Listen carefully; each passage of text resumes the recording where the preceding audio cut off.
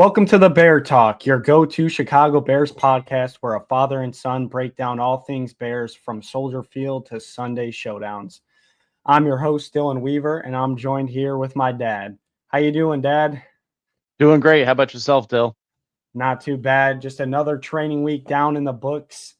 This week, the training camp, they finally installed all 12 installation packages of the plays, and looks like now Ben Johnson and Caleb, they're going to reevaluate, the plays that he excelled with, some stuff he still needs to work on, and kind of shrink down that playbook to what fits him best going into the season. And then I'm sure throughout the season, they'll still go in there and add plays in that he needs to work on and, develop those over time. But one thing about Ben Johnson that is pretty clear compared to our other, offensive coordinators or head coaches back in the day is he's going to make his playbook around what fits his players best. He's not going to just put his offense out there and say, this is what you're running because it's my offense. He's going to make sure his players, not only Caleb Williams, but the people around him are going to have plays that are going to fit their play style so they can put that on talent and give them the best chance of succeeding. What are some things that you might have saw this week from training camp that kind of got you excited? I saw a lot of good things from training camp this week, hearing from all the reports of, how the play was going, getting a little feisty and fierce amongst themselves as they're looking to play against opponents versus themselves, and that kind of gets old. But I put a call into the coach today, and we almost had second stringers doing this episode today. Because he's not going to play most of the starters, in the first preseason game. But you called an audible, said, no, let's put the starters in with you and me, and excited to be doing the second episode with you. Yeah, no, definitely excited to be back for episode 2. This week was definitely a little bit lighter on the training camp side for the players. Monday kind of was an off day. They kind of spent a little team bonding activity, which I thought was pretty cool. It looks like the Chicago Bears, Ben Johnson and them put together a little thing. They went out towards Northwestern on the beach, kind of had like a beach day team bonding. As a former athlete myself in college, it is definitely important to do those outside team bonding activities because, yes, they go on the field, Sundays and play a 3-hour game, but what really creates that chemistry and that team environment where you can really play off your teammates comes from those activities, outside of just, doing, your sport, whatever it may be, football, basketball, anything out there. But that's what really, gets these players, closer. So when they go on that field together, it feels like a family. You can trust the guy next to you. So I thought that was really cool because, the next day leading into Tuesdays kind of when Ben Johnson had that, hey, let's have a full practice and go hit each other like it's a game. And I mean, we saw players get dinged up. Luckily, the injuries aren't anything crazy where people are going to be missing, a bunch of time. It was kind of, rest day the next day, take some time, do a little bit of rehab, but most of those players are already right back on the field. One player that, did scare me a little bit, Cole Kmet got banged up right at the end. And, the reports at first were saying, it could be something pretty serious. And especially coming from a player like Cole Kmet, he's never missed a snap in his NFL career so far. He's been available for every game, never missed time. So when you see him leave, with the trainers and not come back to practice, it is a little worrisome. But luckily, it's Cole Kmet. He did his rehab. He was out there the next day, ready to go, up and running. But it was really cool to see that the players, were going hard, kind of getting that game-like experience against each other because, going a lot of these teams, they have these, quote unquote, live periods where, they say it's hitting, but it's really not that NFL, Sunday, we're ready to take your head off type of hitting. But this practice sounded like that. We've heard from several veterans, including Grady Jarrett and Kevin Byard. I mean, these are seasoned vets who've been in the league 10 plus years, and they're saying it's the most physical practice they've ever been a part of in a training camp, which is, really good to hear. I know some people could think it could be worrisome, like we were just talking about, some people getting injured, stuff like that. But at the same time, this is what gets you ready so that when we go play the Vikings Monday night on our season opener, we're ready to go. It's not going to be, oh, I just got popped, let me wake up a little bit. They're going to be ready to go. So I thought that was really cool with that live practice that they kind of had. And we just found out earlier this week on Thursday that Ben Johnson said he only planned for one full live period like that. Well, he said he loved the intensity and loved what he's seeing. He let that thing roll for the rest of practice, which is pretty cool to see. Yeah, absolutely. It's great for them players to get out there and get in that football condition, as we like to call it, where you're actually feeling the hits, making the contact, so that when it does become game day, it's not a shock to the system. And it looks like coach is really putting in the paces there with all the players getting that full contact going on during practice, which is awesome to see. Yeah, no. And I think it's important too from Ben Johnson's side, as a first year head coach coming into the organization, setting that culture, setting that tone. A lot of coaches, maybe could start off soft and then, ease into being, quote unquote, a hard ass. But Ben Johnson is establishing it since day one. From what we talked about last episode with the details, being in your playbook, now to the intensity and practicing like it's an actual game. And he's setting that from year one. This is something players are going to respect out of him because it's easier to set that standard day one and kind of go into that and then ease up a little bit, where the reverse side of it, as starting soft and then all of a sudden now I want you guys to hit each other, that's a little bit of a slippier slope that you could go down. But with him, establishing this in year one of him being a head coach, these players know what they expect. And kind of, I think that joint practice, I mean, on Tuesday with that live period with the team, I think it kind of set the tone of what he's expecting going into that joint practice on Thursday, which is what we saw. We saw a lot of hard hitting. Yes, the quarterbacks are still untouchable for obvious reasons. You don't need anything stupid like that happening in practice of a quarterback getting hurt. But the rest of the players, it's a full go hit each other, take each other's heads off, which is good. It also gets them warmed up how they played those Dolphins in a joint practice on Thursday before their game coming up. So it was definitely cool to see. And like I said, I just think with Ben Johnson, being here, it's clear as day that he's setting a different tone. I mean, we're hearing from reporters that have been working in-house all at all those private practices for, 2+ decades. They've never seen a practice like this. And we're talking, yeah, most of those coaches they've seen haven't been the best coaches, but there's one good coach in there, Lovie Smith, who got that Bears defense to play right. And they're even saying it's more intense than those days, which is a really good sign for me, just because I want to see this Bears defense get back to being aggressive, especially with Dennis Allen's play calling of being a lot more aggressive, sending the blitz, putting pressure on opposing quarterbacks and offenses. I love to see that. Yeah, absolutely. You look at the Family Fest, there was obviously some snafus that occurred. There was a little bit of reports of Caleb Williams being frustrated with his three-ball drill and throwing a little bit of a temper tantrum. But everything that's coming out of this week leading up to the first preseason game of the year looks like Coach Johnson really has him in the right path.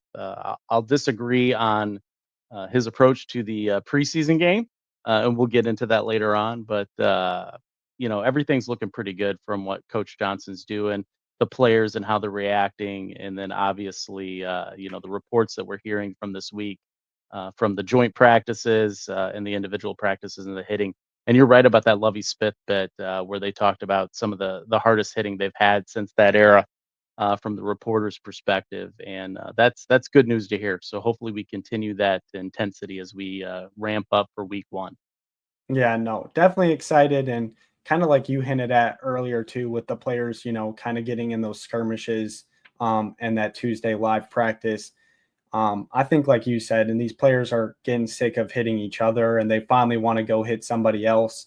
And that's where I think, that is where that line is drawn. If our players are starting to, get mad and take it out on each other, that's kind of where in the time it's like, okay, let's slow it back down, because we don't want, our teammates going at each other, kind of like we saw on Thursday with these Dolphin players actually hitting each other and throwing punches at their own teammates, because they're not doing good out there. So we definitely don't want to see that. And I think it's definitely good that they're finally getting to play somebody, other than the Bears offense, or the offense playing the Bears defense.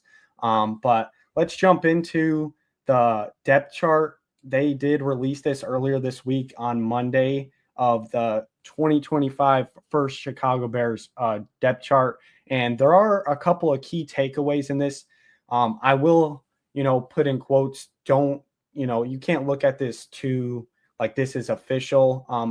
The NFL does require, teams to release a depth chart by a certain time. And it is on Monday was that time for all teams to release their, first official depth chart. So this is obviously set in stone. There's still, 31 days out till game day, but there is some cool things to look at, especially at that left tackle battle. We do know it.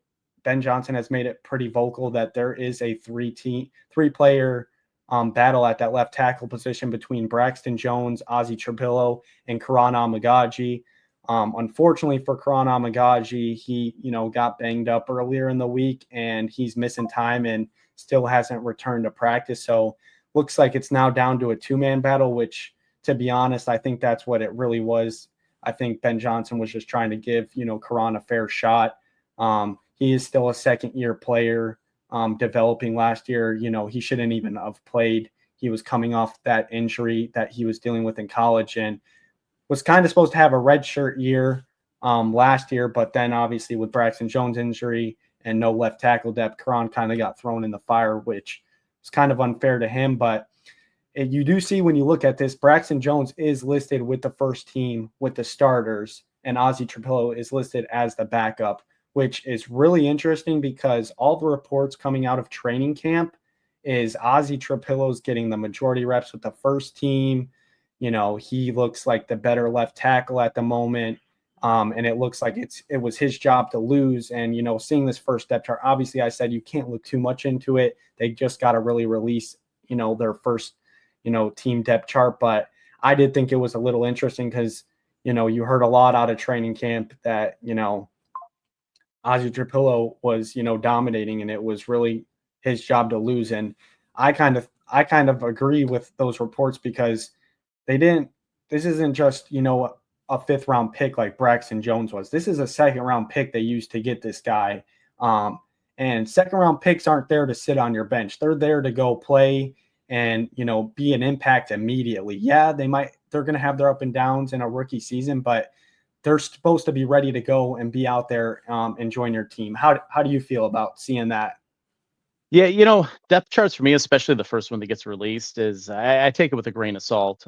We got 3 preseason games to go, or exhibition games to go, so we'll see how that ramps out, especially with the decision with the first game. You're not going to have a lot even of the starters or the supposed to be starters even playing, so we're going to get to see a lot of the rookies playing, and some of those other players that maybe not get a lot of time. So we'll be able to get a full view of them there. But my whole take on it is, especially with Ozzy, Boston College, was a outstanding player there at that school. Comes in, he's having a good OTAs, he's having a good mini camp, and then he's obviously having a good training camp.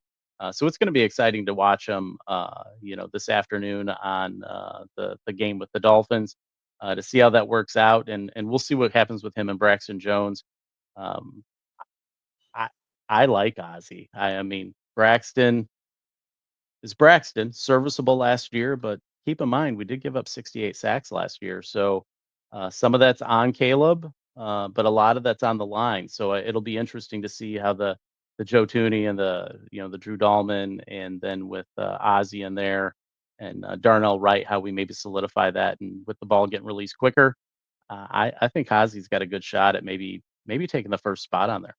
Yeah, no, and like you said, Braxton Jones is definitely serviceable for a fifth round pick, especially. I think he's done more than his job, but I think that's a minimum. We're not settling for minimum, especially in this Ben Johnson era. He wants the best of the best, and I do want to see Ozzie out there week one, and I hope he proves that he deserves that shot, because not only for Ryan Pohl's sake, but it is a second round pick, like I've already stated. It's pretty important that these players are out there playing. If he's not out there playing, it means Ryan Poles might have missed on a draft pick. And yes, obviously down the line he can come into a starter, but a second round pick needs to be out there playing immediately. This can't be a player that's just going to sit and develop for a little bit. He can't be, no offense, but he can't be another Karan Amagaji. This is a good pick, like you said. And this guy's a monster. He's 6'8".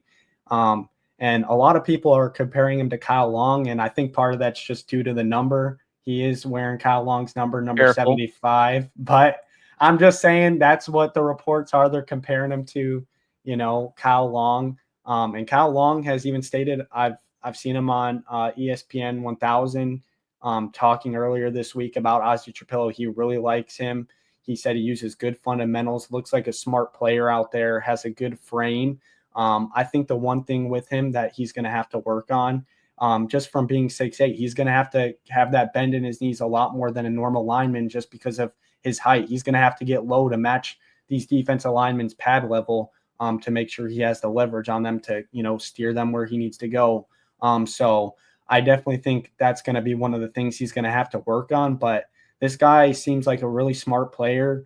A lot of people talk about him coming out of college and how he's a smart player. He uses the fundamentals. He doesn't get holding calls, penalties. He's gonna block fundamentally and do his job correctly. And as a Bears fan, you love to hear that because we've seen enough holding calls, false starts, stuff like that take place where we really do need him to be fundamentally sound. And I think with Joe Thuney, like you talked about, being next to him, that's only going to help elevate him. He, as a rookie, there's no better feeling than being next to a future Hall of Famer, Pro Bowl player right next to you for help when is needed. And what a good person to have next to him to learn from, ask questions, be a sponge and soak in all the information that Thuney can give him.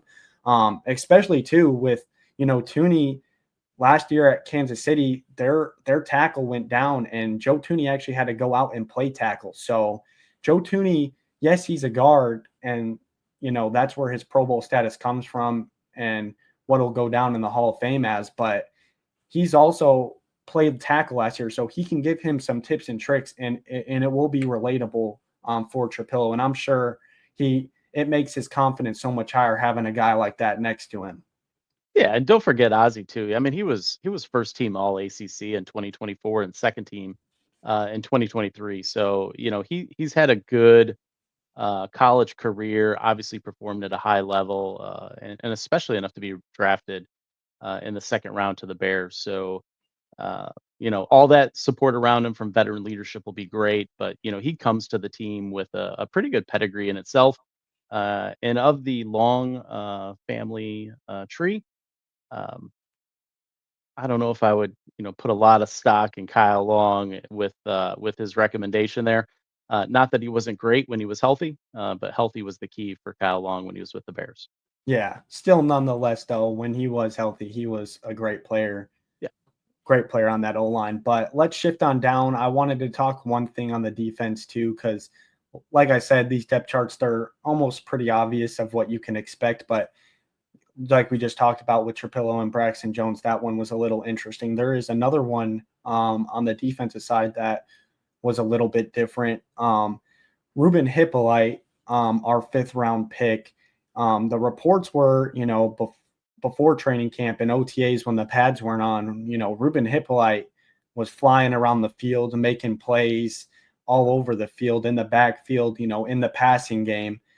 So it was very interesting when this depth chart come out to see Noah Sewell ahead of him, which Noah Sewell has been with the Bears, for I think it's going on this will be his third or fourth year with the Bears. But Noah Sewell, it might have been, with Eberflus's scheme when he was here, maybe he didn't fit it best, and now he fits Dennis Allen's scheme a lot better. And it looks like by the sounds of it, he's put in a lot of offseason work, put on some muscle. And he is listed above him as that third linebacker that will be in on certain packages on the field, which was really interesting to see. Because, like I said, during OTAs, it sounded like the reports were that, Ruben Hippolyte was out there, competing, and he looked a lot better than Noah Sewell. But now that the pads have come on, that report has completely 180'd, and everyone's saying, Noah Sewell's out there and he looks like a whole different player. And it's honestly surprised a lot of reporters just because, like I was just saying, in past schemes, he's kind of been, tossed to the side, just didn't really fit him the best. But now with Dennis Allen in here, it seems like Noah Sewell's going to be a big part of this defense, kind of like our Jack Sanborn last year. He's going to be in there when he needs to be in there, and he's going to be an important piece. So I thought that was really interesting. Ruben Hippolyte does have a lot of upside. That guy is a very fast linebacker. I think maybe, with the NFL game, the transition from college to NFL, it's a lot different fronts, a lot more advanced offenses you are going to be facing. So maybe, even though he does have that speed, maybe it's slowing him down just a little bit of knowing where to go and fill in, the gaps and what holes to hit just with, the different level of fronts you're seeing. So maybe he's going to need a little bit of time, which is understandable. Like we were just saying, he's a 5th round pick. He's not a 2nd round pick. That's totally understandable. And, he's still probably going to be a good special teams player. He's going to be there on special teams, especially with that speed. I can guarantee you he's going to be on the punt coverage and the kickoff team going down there tackling people with his speed. But what are your thoughts? I thought it was, like I said, I thought it was pretty interesting to see that. It is interesting, and if you compare the two, they're both 5th-round picks, right? Hippolyte out of Florida, played for the Terps, Big Ten. Only accolades was, uh, Big Ten player in the 3rd overall team there. But Noel Sewell, he's a Duck, right? 5th-round pick as well. But he also has some pretty big accolades. He was a Pac-12 Defensive Freshman of the Year in 2020, which is, that's no slouching award to get for, especially as a freshman. But he was also first team All Pac-12 in 2021, and then he was second team All Pac-12 in 2022. So, um, I like to watch college football quite a bit, especially all the different conferences. Some people argue, between Big Ten, Pac-12, all those different things. Obviously, the SEC, in my opinion, is the number one conference in college football. Uh, Big Ten people argue with that, but it's the Terps, right? I don't know if I have to pick the Terps versus the Ducks. I would say the Ducks, arguably have probably a tougher schedule when they were playing in college. So I think Noah Sewell's, I think he's where he needs to be. Plus, he's got a little bit more experience on him. So we'll see how this unfolds. Again, it's the first depth chart release. It's not etched in stone. It's not what's going to happen until we get through 3 exhibition games, and then obviously when the final depth chart's cut down to the 53-man roster, and we'll see what that looks like week 1 on Monday night versus the Vikings. Yeah, no, definitely interesting. Like you said, it's not set in stone. It's just the first one they had it released due to the NFL, rules, but it still is a little bit interesting to get a little bit peek behind the curtain of, where they're thinking as of right now. So it is pretty cool to see. And like you said, I think it is a good point that Noah Sewell does have that experience over him, especially in the NFL. So he's seen a lot more, where Ruben Hippolyte is still in that transition phase where, he's going to have to learn and dissect a lot of information, before being able to play at that full speed, that 4.4 speed he does run at as a linebacker. So definitely just wanted to, touch on this a little bit. The linebacker one was a little bit interesting, but like I said, the left tackle one was, really interesting to me, especially just with Ozzie Trapillo being a 2nd round pick. But we will dive more into that later on as the season progresses, probably a little bit before week 1 starts, and see what that finally, unfolds to before that first game. But we'll jump into now of the little bit of controversy that we're going to have on this show. Coming in from Courtney Cronin with ESPN, Ben Johnson said that Caleb Williams and select starters, 9 on offense, 9 on defense, will get the majority of reps in the joint practice versus Miami today, and won't play Sunday in the preseason game. So Braxton Jones and Ozzie Tropillo, who we're just talking about, and Theo Benedict will rotate at left tackle in that game. Obviously, Karan's not mentioned because he is still dealing with that injury, but just like we were talking about with Braxton Jones and Ozzie Tropillo, we will get to see them battle out there in that preseason game, which will definitely be interesting to see. But why don't we jump into the more important part regarding Caleb Williams and the starters will 9 offensive starters and 9 defensive starters will not be playing in that game. I'll let you kind of go first on your take on this, and I will give my take afterwards. I'm going to hit this from a couple different angles. First, I'm going to hit it from the standpoint of the Bears in general, right? Last year, if you look at false start penalties, they were fifth overall, but the two teams that were 1 and 2 actually went to the postseason, so they had more games and more opportunities for false start. So you take that out of the mix, they were third overall in false starts. Exhibition games are exactly that, but they're like a dress rehearsal, right? Like you get to the field, you prep in the locker room, you walk out the tunnel, you do the warm ups on the field, and then you get to roll through, a series or two of plays. And I think it's a disservice to the starters, right? You got to put them out there on the field to get that game day play experience, right? And especially a team like the Bears that had so many opportunities for false starts last year, and not only false starts. How many people remember last year and all the lineups that they had incorrectly that were called for penalties that we had opportunities with, where we had some of those games that were close on the line that could have made a difference in where we ended the season last year, and we lined up incorrectly online, offline. And here we are, we're going to set the starters and not let them in an exhibition game get that experience. Now, I totally understand it from a professional experience. We saw some injuries already this week in some preseason games with, some teams that they have their starters in there, and that's unfortunate. You never want to see anyone get hurt.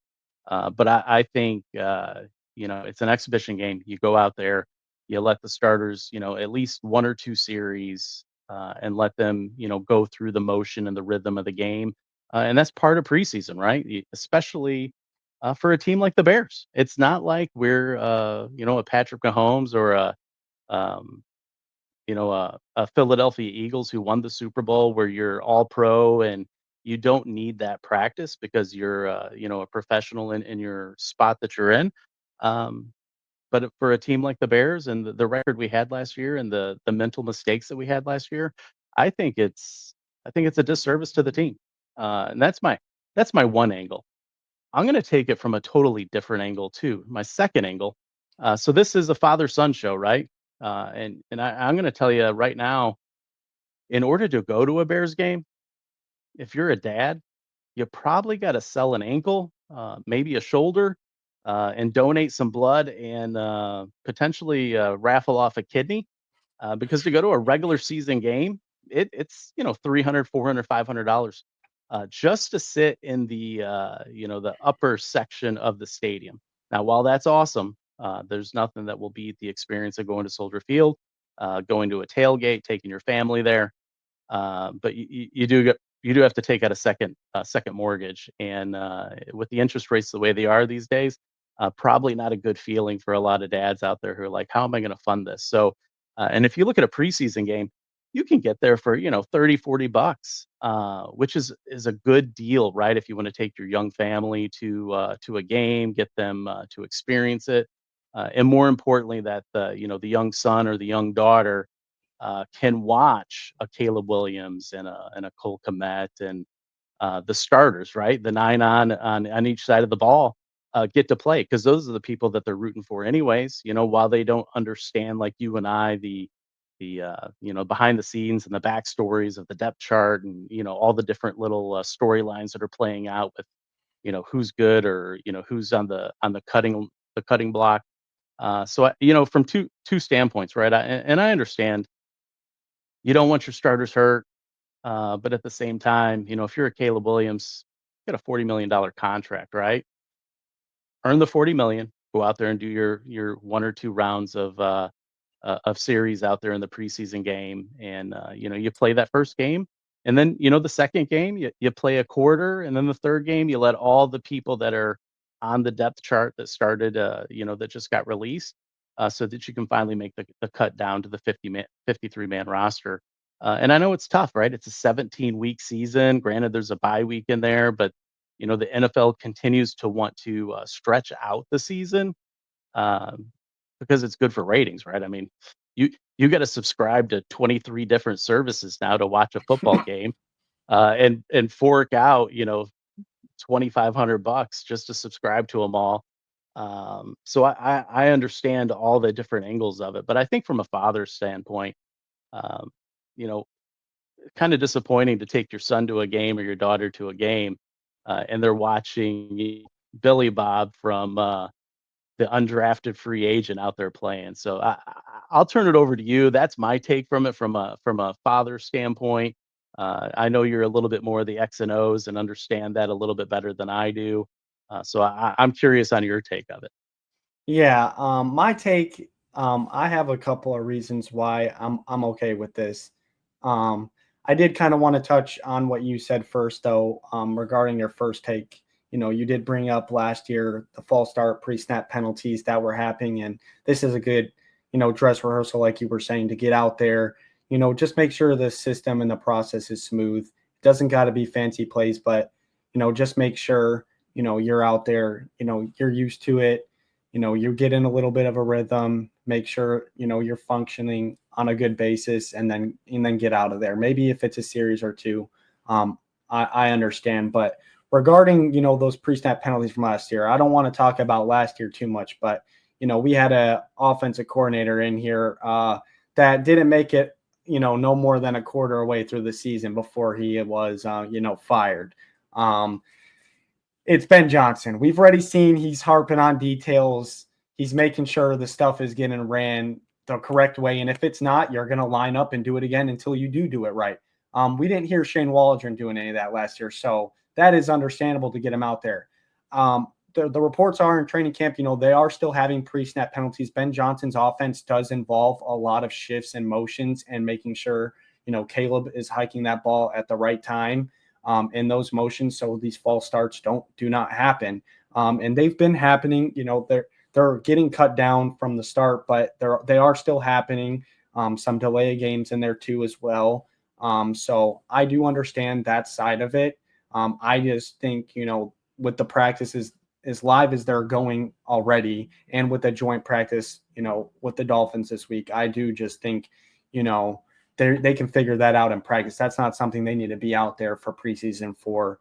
Um, and Ben Johnson kind of did the whole family fest thing where it's at Soldier Field. The fans are there. They're bumping the music. They're doing stuff like that. Not the And same.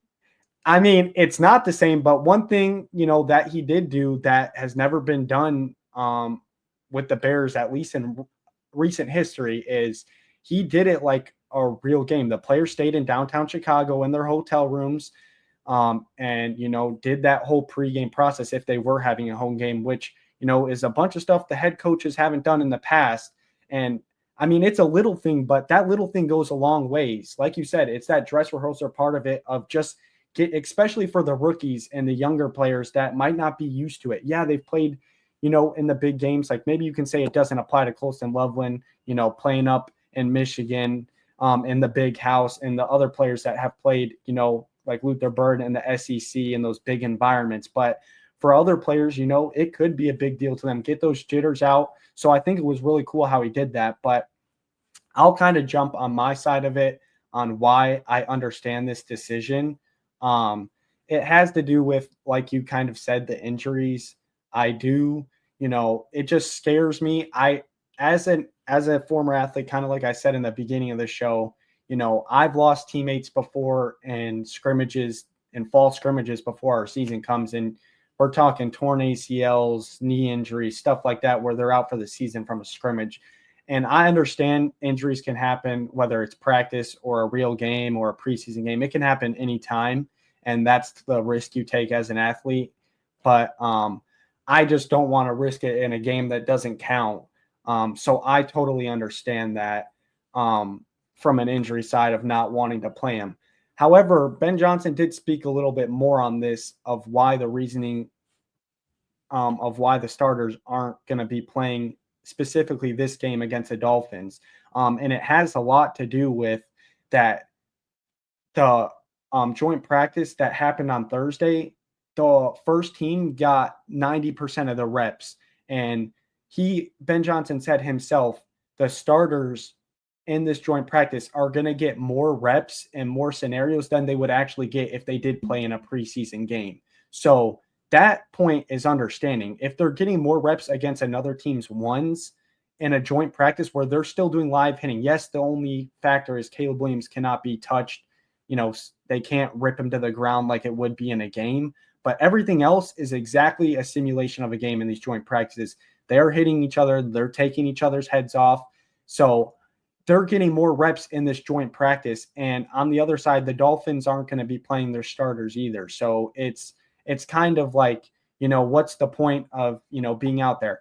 And my second side of this of why I understand not to put the offense out there is nowadays in the NFL, all these coaches are so conservative with what they're putting on film in the preseason.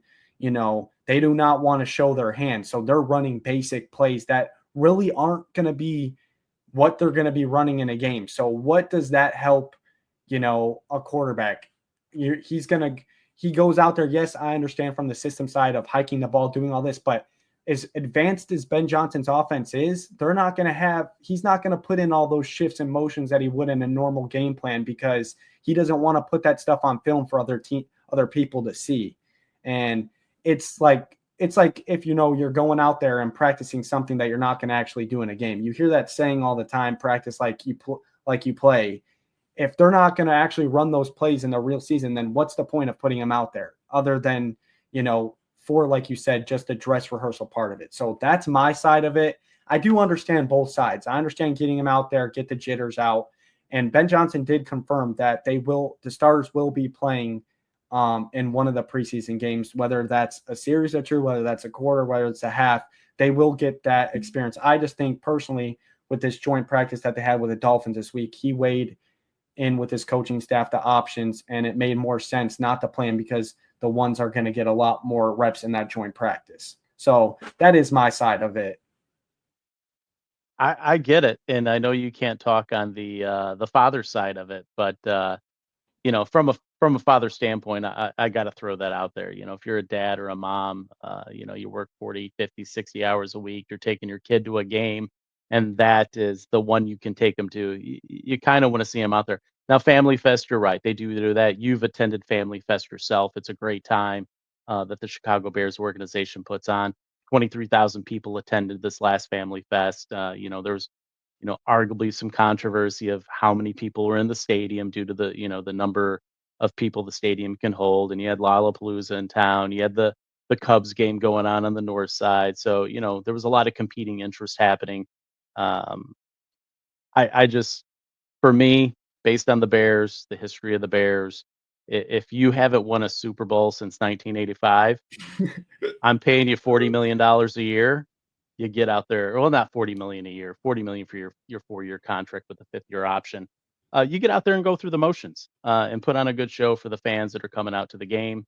And let's be honest, Miami not playing Tua, you can't. I don't even know how Tua's even playing again. I mean, he's on his like 9th concussion. And I'm exaggerating probably a little bit, or maybe not at all. I wouldn't put him out there either. I don't even know how he's still playing in the NFL. But from a fan side, from a dad side, you play the game, right? You go out Yeah. there, series of two, and again, it's scary, right? You saw Anthony Richardson, shoulder pinky looked like a shoulder to me, and then the poor individual from the Ravens in the end zone. You never want to see that for anyone. And you never want to see it for a Bears player either, or any player for that matter. But we'll see what happens. I hope Coach Johnson's making the right decision, and we don't go into Week 1.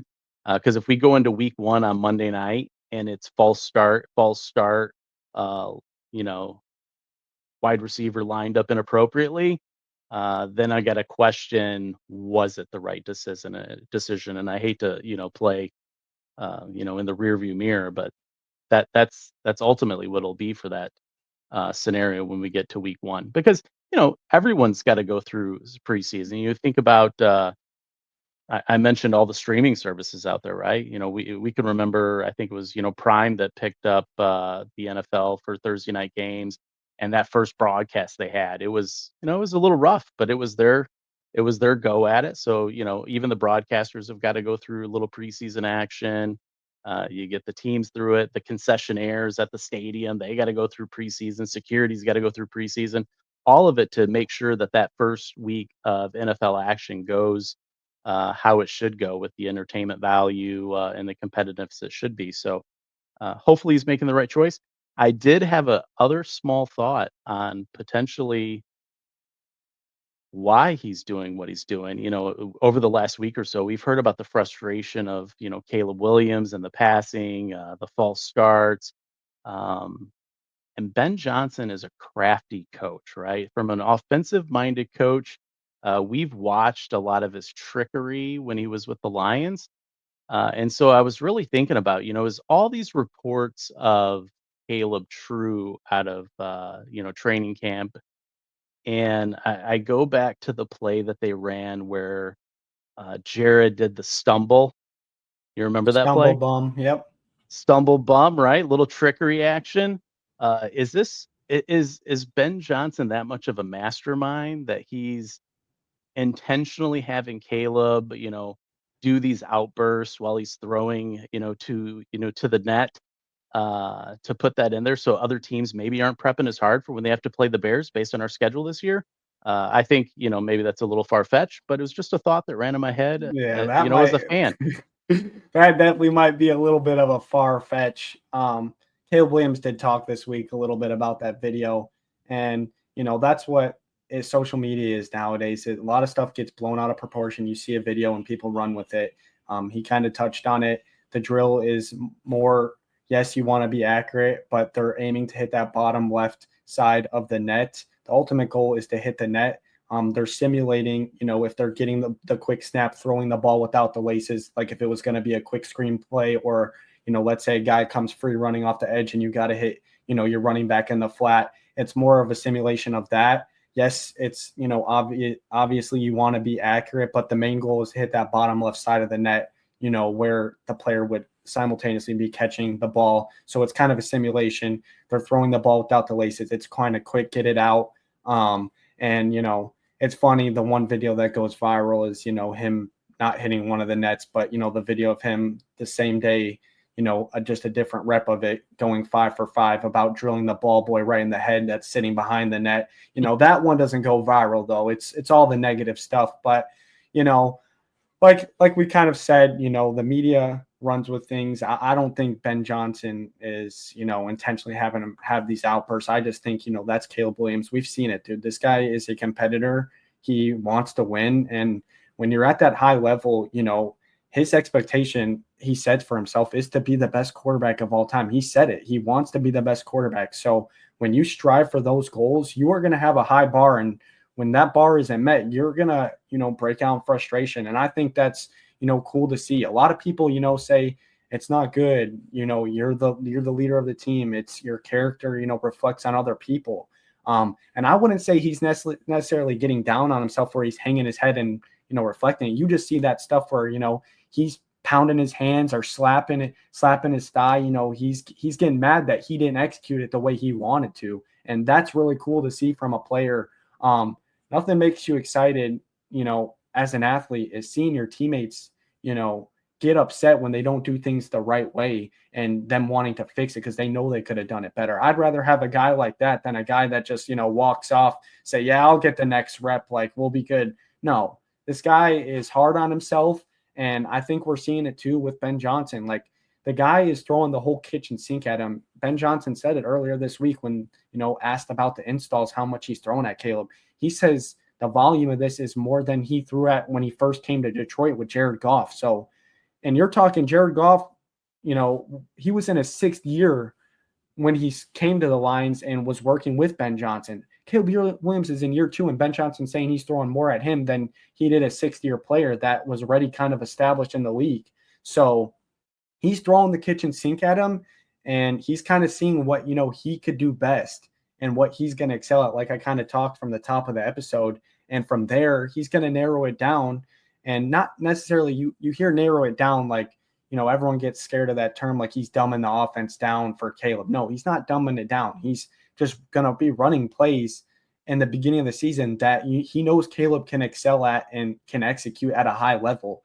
And those other plays that maybe he is having some of those false starts from the shifts and the motions, and maybe it's a lot for him to digest. And those type of plays where he's struggling a little bit, they're going to still be practicing those during the week till they can get to a point where he feels comfortable to run those in a game. So, I'm just really excited. I think Ben Johnson and Caleb Williams are going to be a good pairing. And kind of like I did last episode with my season predictions, I do feel like the offense is going to get off to a little bit of a slower start. And I'm telling you, by that week 4 game, I think they're going to have their coming out party and they're going to hit the ground running. And as much as, like I said, it'd be cool to see, Caleb Williams out there, especially I do understand from that fan perspective, especially nowadays with ticket prices, kind of rising. They're, at the bare minimum, they're about $400 to $500 a pop to go to a game, which is a little ridiculous for sure. But, they still get to see him out there. They'll see him warm up. Ben Johnson did say he's going to go through a very game-like warm-up at the game. So they're going to still get to see him, still get to see players. And, I'm excited, especially to see some of these rookies play, because it says 9 offensive starters and 9 defensive starters won't be playing. There is 11 people on the field when it comes to the offense and defense. So the only, rookie I do not think we'll see out there is Colston Loveland, just because I think that is, Ben Johnson's pride and joy, kind of how he had his Sam Laporta. And by the reports, Colston Loveland seems to be doing just fine against starters. I don't think he needs to be out there to risk anything, especially with him just coming off that shoulder injury. No reason to risk it. Let him heal up a little bit more. And he's doing just fine in practice. But on the other side, I do believe we're going to get to see Luther Burden. I think we're going to get to see a Kyle Manon guy. We see that Ozzie Trapillo and Braxton Jones will be taking the reps with the second team out there. And I think the coaches are going to evaluate that pretty heavily, watching over that tape after the game. So I think this is a really big game for Braxton Jones and Ozzie Trapillo specifically to, show what they got on tape. It is going to be a little bit weird because they're probably going to be going against some second team D linemen, but at the same time, hopefully, they both go out there and show what they're capable of doing. But I think we've talked just enough about, the debate of whether or not these starters should be playing or not. I think we both, can kind of agree and see both sides of it. But let's hop into some, key players that we're excited to watch today, heading into this game versus the Dolphins. We obviously know it's going to be a lot of second and third teamers out there. So these aren't going to be your big names, but these are some people we're excited to see. So I'll let you kind of take it away. But before you do that, I kind of just want to talk about, I do get excited for preseason, not watching other teams, but I do like watching the Bears, in the preseason, because there is always one guy I fall in love with, that has this crazy story. And I'm like just praying for him to make the 53-man roster, even if he's not going to play all year. It's like, I really just want to see this guy, make the team and, show his work, gets paid off for. I do remember last year, that guy for me was, Ian Wheeler. The guy was, especially with the Bears being on Hard Knocks last year, you got to see a lot of behind the scenes of Ian Wheeler. And just, he was the running back coach last year. Chad Morin was really hard on him, but he was hard on him because he knew what he could achieve. The guy reminds me a lot of a Tariq Cohen. He's a small little shifty guy. And, it kind of sucks because he had that knee injury in the preseason game last year, but in his benefit, it kind of saved him where he was actually still on the Bears team because the Bears got to put him on IR. So it was a cool story. But here's some players, that we're excited for. I'll let you take it off first with some guys you're excited to see play. Yeah, I got to start with Tyson, right? I mean, we got to watch him, start a few games for us. I believe it was 4 in the year when Fields was there and he went out with his injury.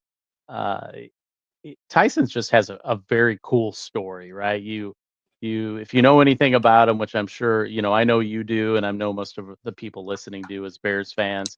But there's something about, an undrafted individual comes to the team, plays for, Shepherd University, basically set every Division II record you can set out there, won the Heisman for that.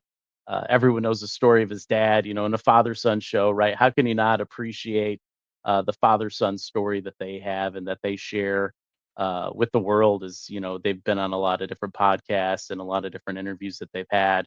Got to watch one earlier this year where another show was out there interviewing him and just learning about him. But I'm excited to watch him. I think he's a great talent. The part that scares me is he's becoming so good that do we trade him away? Does the team lose a quarterback, like, if they play their starter in the preseason and they're left to no options and they come knocking on the Bears' door, and put out an offer for him, that maybe we can't refuse, maybe it'll benefit us in the long run. But, Tyson will be exciting to watch, not only just from a personal interest, him and his story that he has, but just, I know what he's done before with us, and I know what he can probably do in the future. So it'll be exciting to watch him. I think he's probably one of the more electrifying players on the Bears as far as personality, not only on the field but off the field. And Yeah. he's got a new do this year, so you got to appreciate he got rid of the flow, kind of went back to the all his business with the crew cut or the shaved head. What's your thoughts on Tyson? Yeah, no, I mean the guy is I don't think there's another more likable guy than this dude. I mean, he is just simply he's a badass, man. This guy, he does CrossFit in the off season, during season. This guy pushes himself to the limits. And just hearing him speak of, how grateful he is, even to be in a backup position, how grateful and how much he loves this game and how cool it is that he gets to live this life out. And these were his dreams. And like you kind of said, it's getting scary because it's getting to the point where he's becoming really good, and this might be the last year where he is on this Bears team, and it's gonna really hurt to see him go, just because let's just say, knock on wood, but if Caleb Williams ever did go down with an injury, I have as much confidence in him to go in there and go win us the game. This guy is, he is very, works hard worker. He goes about his business the right way. Um, but it will definitely be sad when the day sees when, he takes that journey. But I think it would be much deserved. This guy is, like I said, he's a hard worker. You know, I love Tyson. The only thing I would say is please, go to another NFL team. I hope you do good. Just do not go win another Super Bowl for another team. I don't know if I'd be able to live with myself, seeing, as much as the Bears never get the quarterback right, letting a guy that was in our quarterback room walk out and go win a Super Bowl somewhere else. Yeah, that would hurt really bad. But I think, like you said, we've seen Ben Johnson talk about him and how he goes about his business and how he comes in even as a backup and takes this thing as serious as can be. This guy is going to be in the NFL for a long time, whether that is a starter or, that QB2 backup, which isn't a bad role. I mean, you get paid some pretty good money and you don't really have to get hit that much. You just go out there, do what you got to do and be ready when your number's called. But I do think he's going to eventually get his starting shot in this league. And like I said, it probably is going to be, next year, depending on how things unravel this year. But I do think he's going to get his shot eventually. So I'm excited to see him play. It's always fun watching Tyson play. He brings that swagger to his game too, where he gets that crowd involved. I'll never forget, like you were talking about, that first time, he had to come in for Fields, and one of the first plays of the game, he takes off to the left side, tucks that ball and runs for about 20 yards. He gets up and goes to the crowd and gives them the money sign, gets that crowd amped up, especially at that time with, Justin Fields. As much as we loved Fields, it wasn't a good time, Well, to be frank, the past 7 years haven't been a good time to be a Bears fan. It's been a bunch of losing seasons. But one thing, with Tyson is he gets that crowd involved, and you couldn't love that more from a backup, especially having that confidence to come in there to play. He's just a great player, and I'm excited to watch him as well. Yeah, super likable. You like his his life story. You like his NFL story. And how Bears fans of us to always be talking about the backup QB. I mean, forever. It's always the backup QB, and everyone calling for it. But nothing for the best for Tyson. It'll be fun to watch him this afternoon and see how he handles the Dolphins defense and goes from there. So the next one I have on there is Kyle, Rutgers running back. I'm excited to watch him because I'm a big fan of Isaiah Pacheco, and both of them from Rutgers. So I'm kind of curious how he does in our offense. How does he run as hard as Pacheco? And kind of watching that against another defense versus the training camps that we've been going through, where they start to know each other and their tendencies and what they're going to do. So it'll be interesting to watch him go, but exciting player. Obviously, his draft position, it'll make an even greater story if he ends up becoming RB2, and we'll see how that all plays out. But I'm really excited to watch him play and what he has to offer to the Bears in a pretty deep running back roster, right, that we have there. If you look at Roshan and DeAndre and Kyle and the others that are out there practicing right now. So it'll be fun to watch him and see what he potentially can bring as we get closer to a 53-man roster. Yeah, no. Kyle Monangai is definitely electric. Seventh round picks are kind of hit or miss. You're either going to hit on a player that can, impact the team a little bit, or it's just, it's a seventh round. You're rolling the dice on a guy, hoping, it works out. But by the reports, this guy seems like he's going to, play a big role in this offense. Not necessarily, I don't see him doing, the home run hitters. He's not going to be breaking off 60 to 70-yard touchdowns. But by the reports, this guy puts his head down and runs hard. And he is a smaller guy, but there's a lot of his teammates, talking about his thighs being tree trunks, which is something you love to see from a running back. When those tacklers get on you, you want to see those legs keep turning. You don't want that, especially in those short yard runs. You don't want to see, this you don't want to see the first guy bring you down. That's like the number one rule as a running back in the NFL.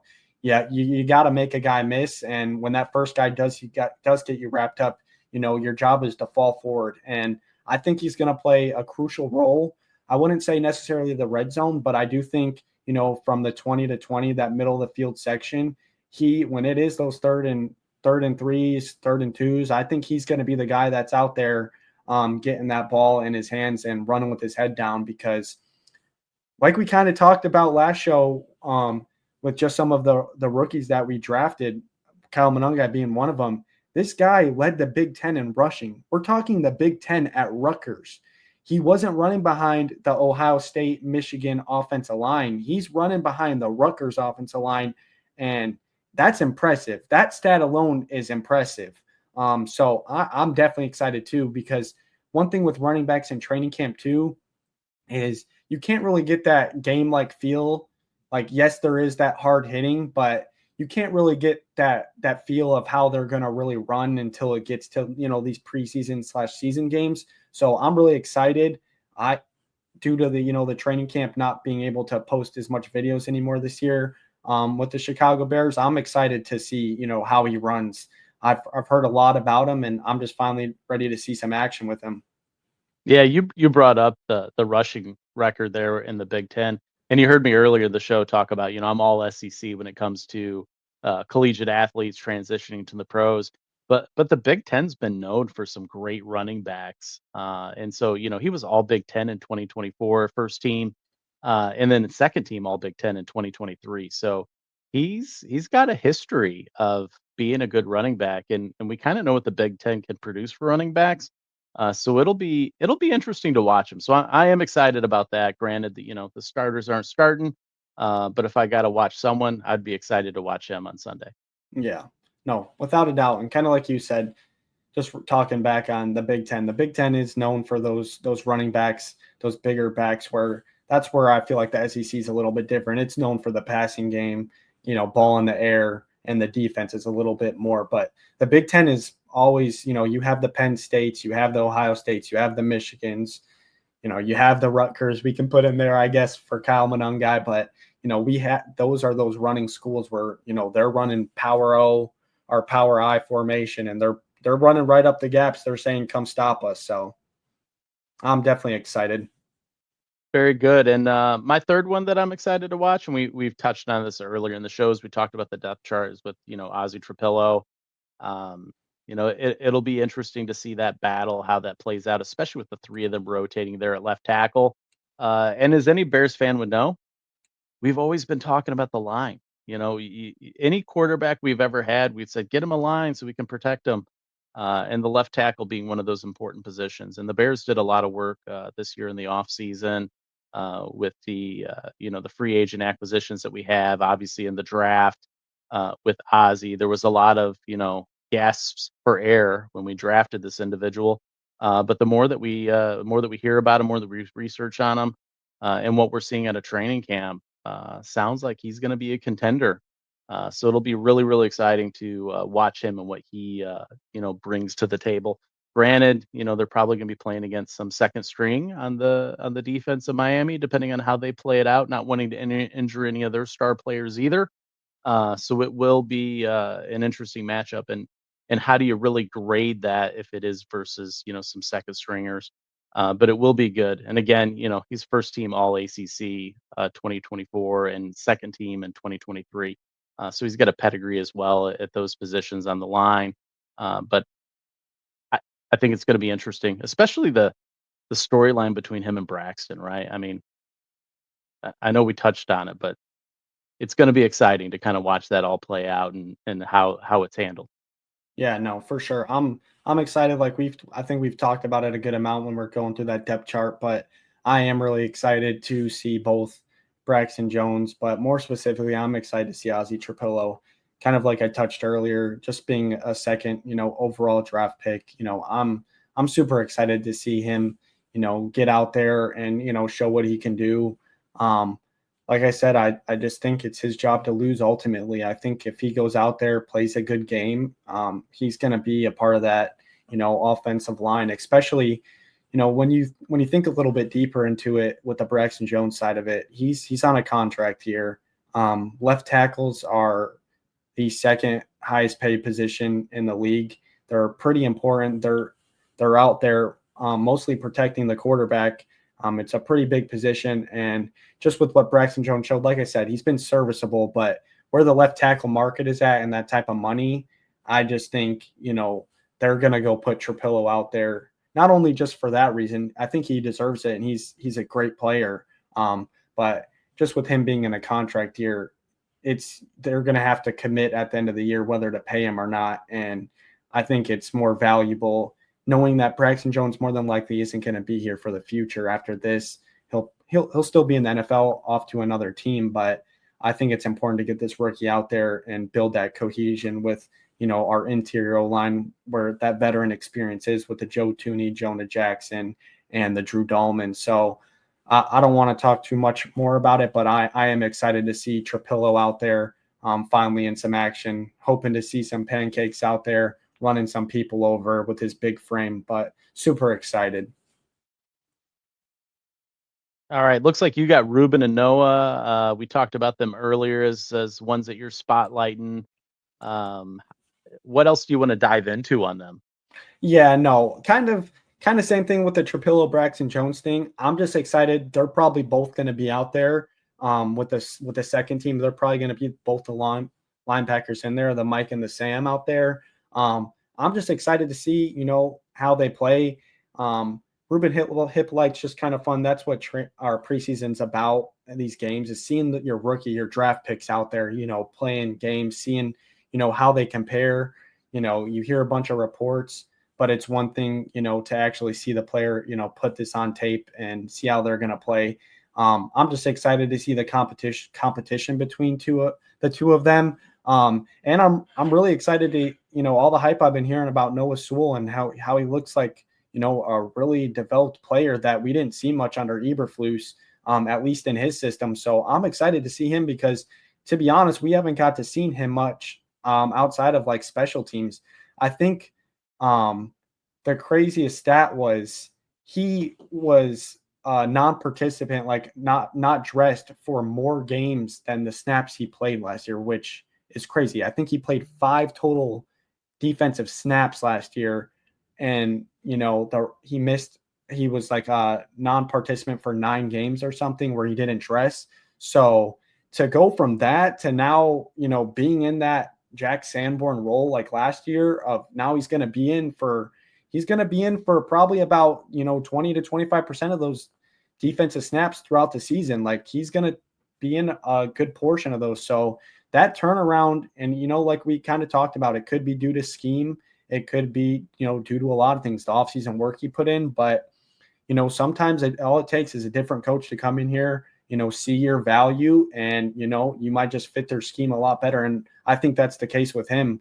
But the one player I really want to talk about, kind of Tyson Bagent's go-to man in training camp right now is this guy JP JP Richardson. Richardson.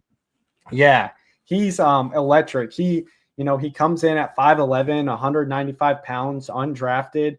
Same story as Tyson, kind of just a kid out there, loves the game of football, puts in the work. He's out of TCU, and this guy is, with kind of how we've been hearing a lot about Olamide Zaccheaus, being Caleb Williams' kind of, safety target, getting a lot of balls. JP Richardson seems to be that person for Tyson Bagent. And it's not just him making, these normal catches. I've seen videos of this guy making one-handed catches all over training camp, full pads on. Like, this guy is a playmaker, and I know our wide receiver room is really deep. Obviously with Rome Odunze, DJ Moore, Olamide Zaccheaus, and Luther Burden, it's going to be pretty deep. And then on top of that, Ben Johnson runs a lot of 12 personnel with those double tight ends. So that already takes away from the receivers because it's 2 receivers on the field with 2 tight ends and a running back. So it kind of takes away from the receivers. And I don't think this guy can make the team as a receiver, obviously, but kind of like we talked about last week with Luther Burden being, a part of that special teams unit. This guy is the same as Luther Burden. He returned punts in college. And all the coaches talk about him and his twitchiness, and at the top of his routes, he's really able to get that separation with the cornerbacks. I'd love to see him in the preseason, hopefully get a chance at fielding some of these punts and putting on display his shiftiness and, maybe making some plays, because I think that's his best shot at making this team. Maybe not being, our starting, kick returner or punt returner, but being a backup to one of those, and at least, having a chance. I think at best that would be his best chance to get on that 53-man roster. And outside of that, maybe this game, he puts out good tape and another team out there takes a chance on him, that maybe doesn't have as deep as a wide receiver room, and gives this guy a chance. So that's another cool thing about these preseason games is, at the end of the day, a lot of these players are going to end up getting cut, maybe never getting a chance to play, the game they love, that they grew up, striving to play for at the professional level. So it's cool to see them put out their tape out there. So like I just said, with these other teams, they can watch these games and see these players, what they did. And there's other teams out there that may not have a deep wide receiver room, or may not have a deep linebacker room,